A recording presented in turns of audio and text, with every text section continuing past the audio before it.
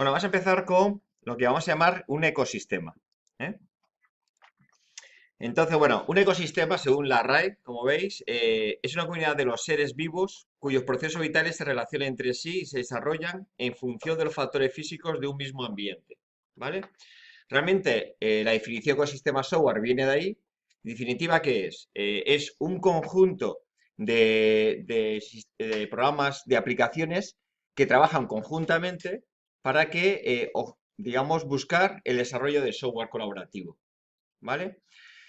¿De qué depende? Depende también del ambiente que vamos a movernos. Es decir, dependiendo de la tecnología que queramos movernos, tendremos que preparar uno u otro tipo de ecosistemas.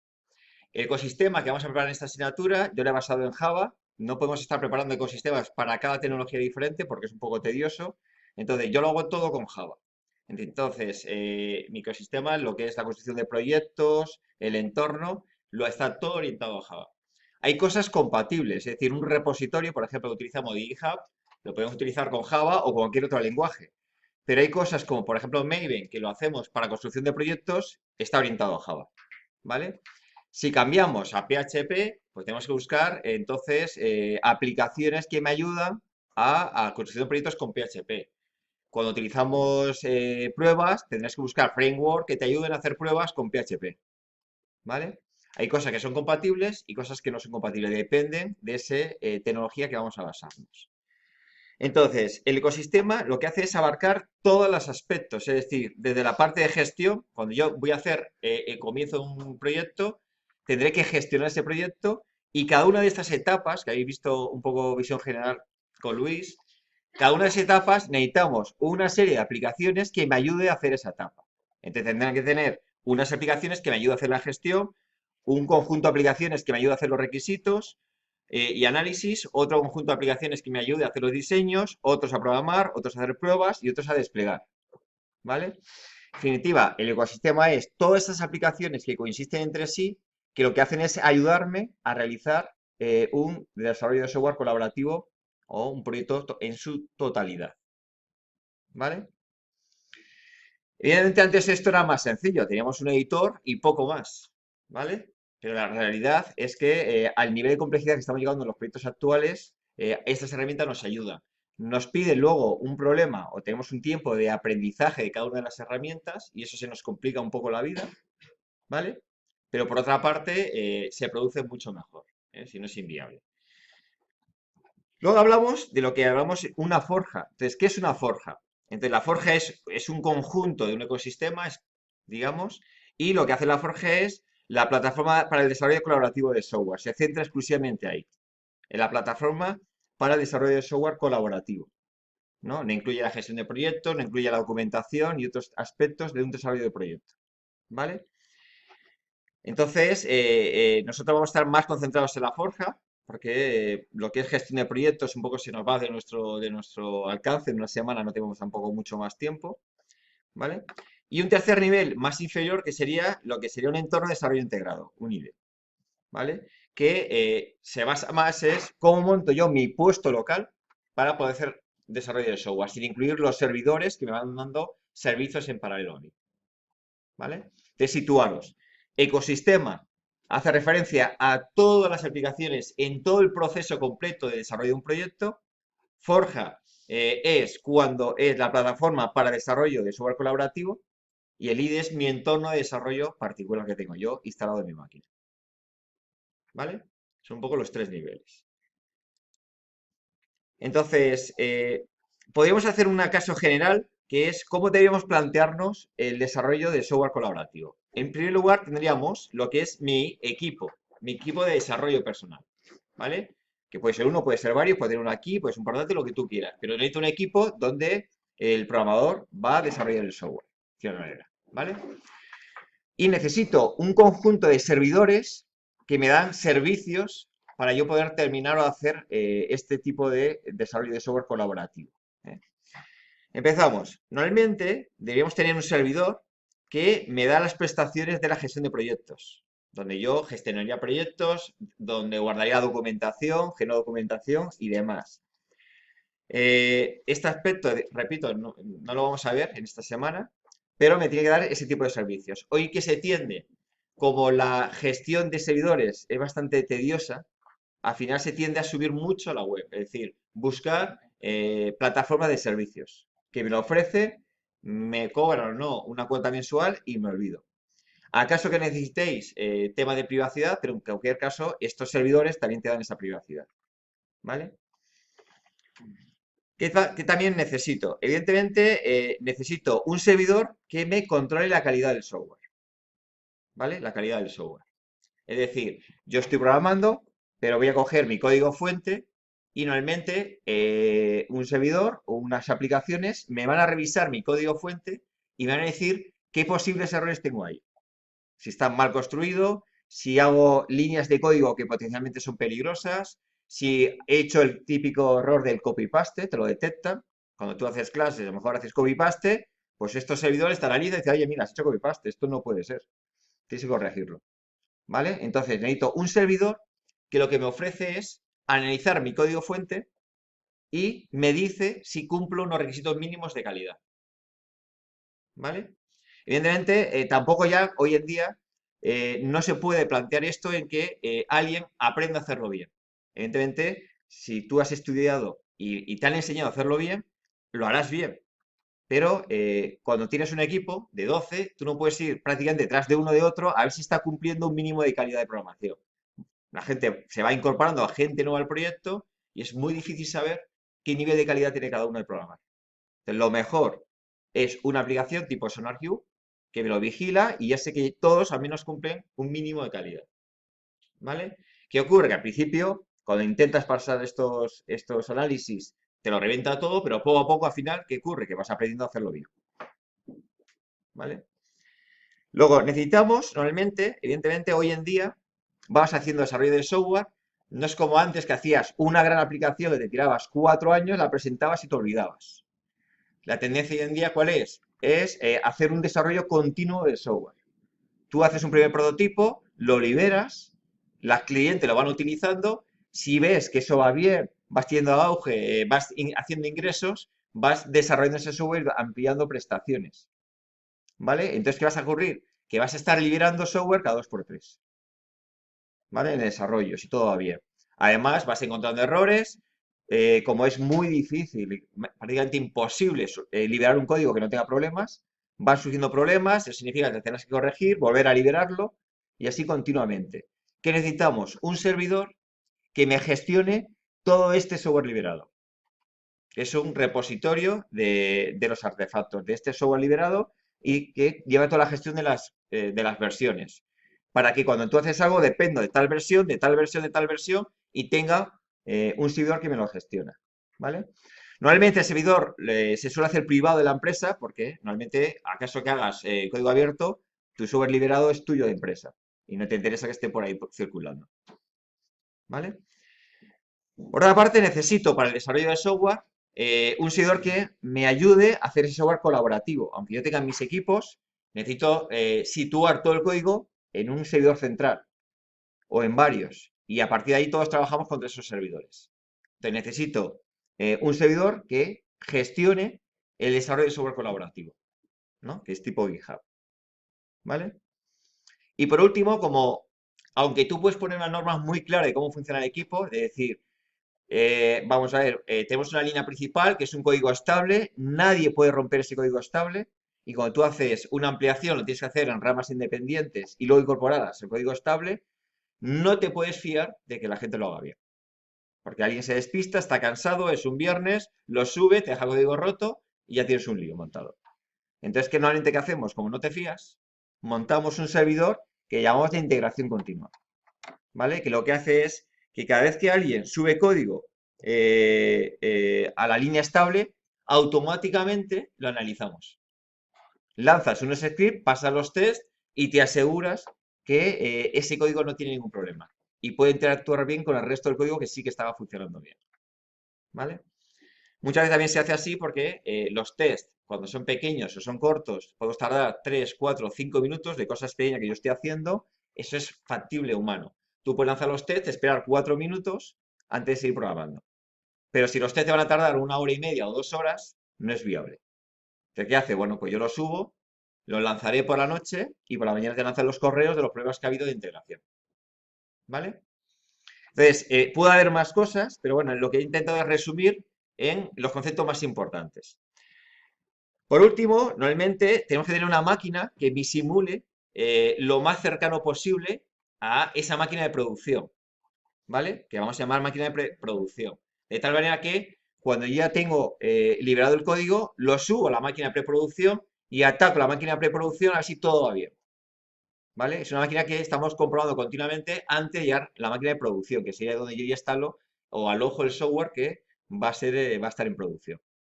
Pero necesito una máquina de preproducción controlada solo por mí que yo pueda testear que todo va bien. Porque realmente cuando ya lo liberas en la máquina de producción, evidentemente a veces hay que parar la máquina, se suele hacer de noche, dependiendo del tipo de servicio, intentas hacerlo rápido, entonces lo que no quieres es que liberes algo y de pronto te empieza a dar problemas. No, no, lo simulamos todo en un laboratorio, dice, vale, esto va bien, ya me atrevo a subirlo todo a la máquina de producción. ¿Vale? Entonces, este en definitiva sería mi entorno de trabajo para hacer un ecosistema que funcionaría bien. Eh, ¿Lo veis?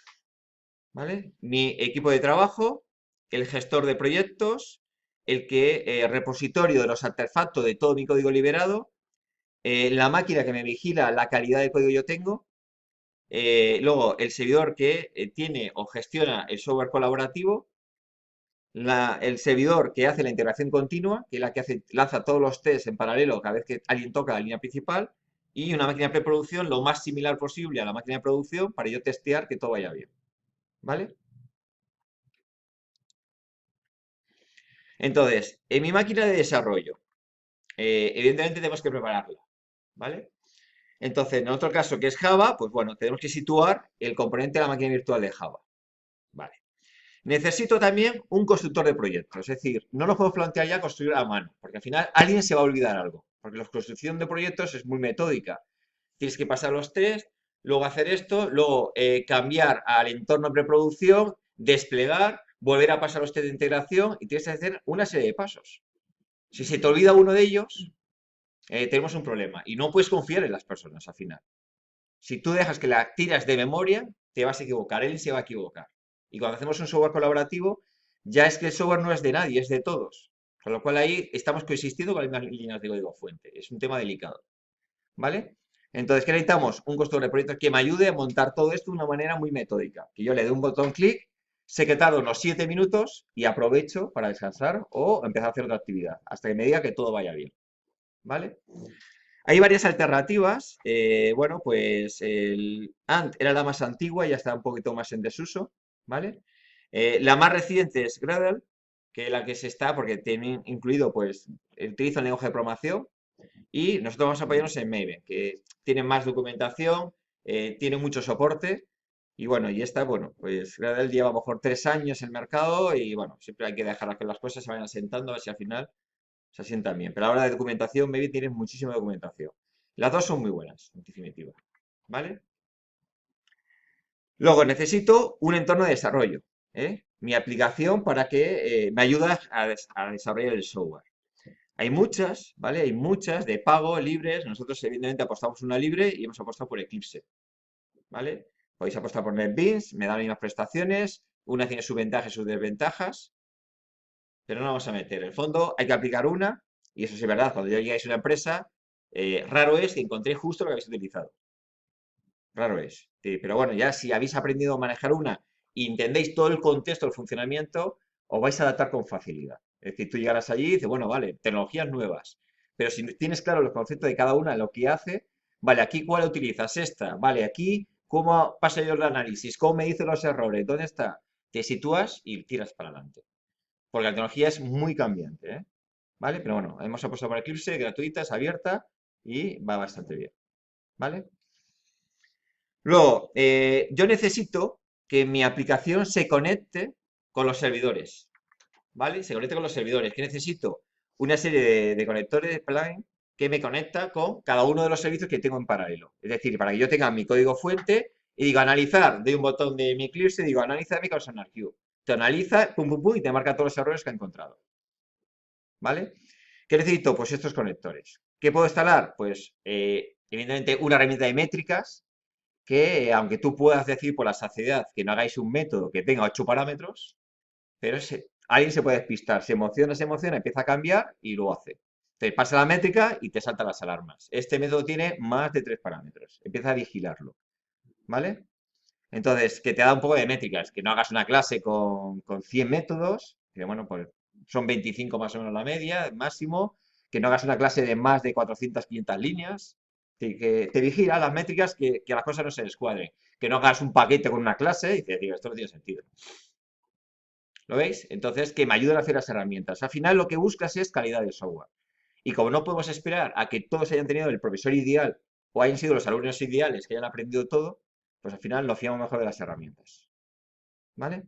También me conectaría con SonarQube, que tengo mi servidor, lanza el proyecto a SonarQube, SonarQube te lo analiza y te lo devuelve.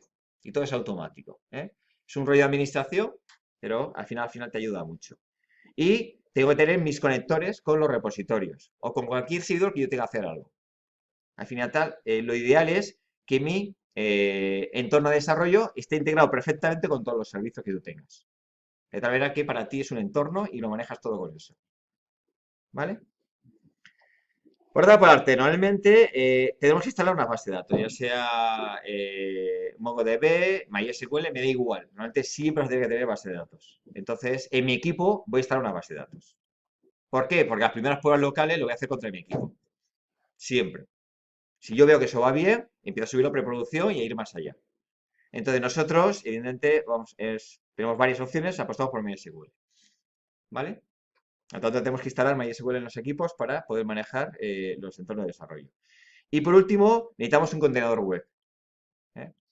¿Eh? Un servidor web. En definitiva, pues bueno, nosotros vamos a apostar por Tomcat. ¿Vale? Entonces, evidentemente, ¿qué tenemos que hacer? Preparar bien mi entorno de desarrollo para que todo esto funcione bien. Yo ahora, base de datos y Tomcat no lo voy a tocar, sino vamos a concentrarnos en preparar el IDE, mis conectores con todos mis servicios, que todo vaya bien.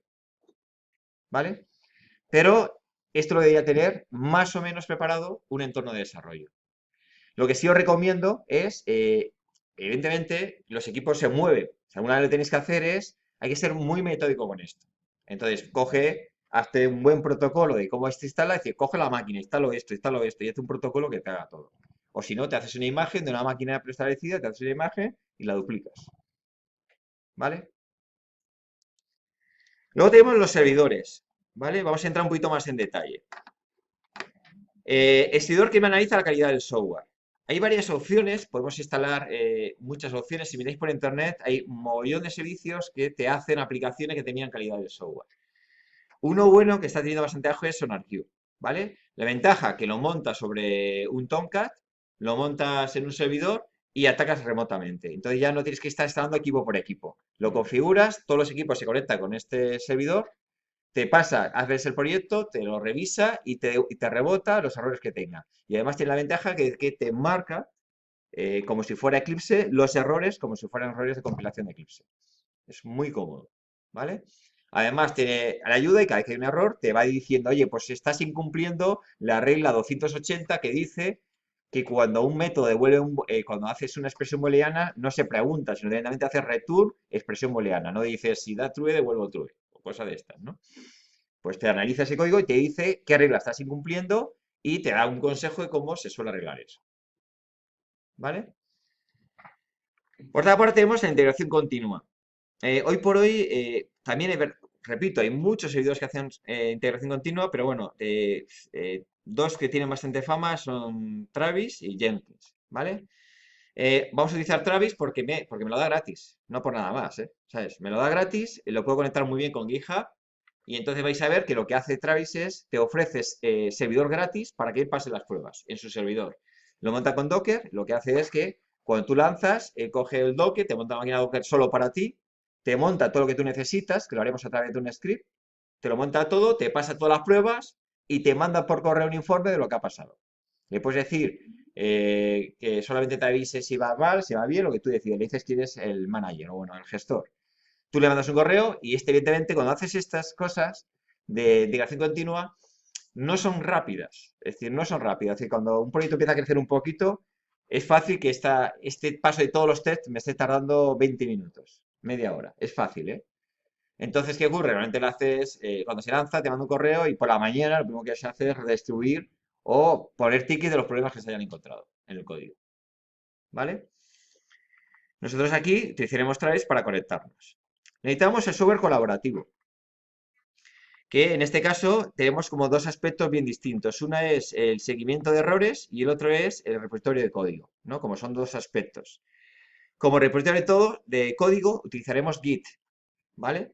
Y esta máquina nosotros la faremos en GitHub. Me lo da todo hecho, va bastante bien, me lo da gratis. Pues tiene también versiones de pago para cuentas privadas, pero va bastante bien. Es decir, conceptualmente lo entienden muy bien y nos quitamos el follón de tener que administrar las máquinas, ¿no? Entonces, repositorio de código.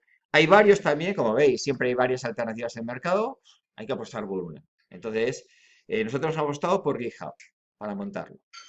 Últimamente, cuidar vuestro proyecto de GitHub. Yo les recomiendo que lo cojáis, limpiéis y lo cuidéis, porque se está contratando a gente según su proyecto de GitHub. Es decir, lo que hacen es que te miran en GitHub y si ves que estás programando bien, que lo tienes bien organizado y demás, te mandan oferta de trabajo directamente. A mí me lo han hecho.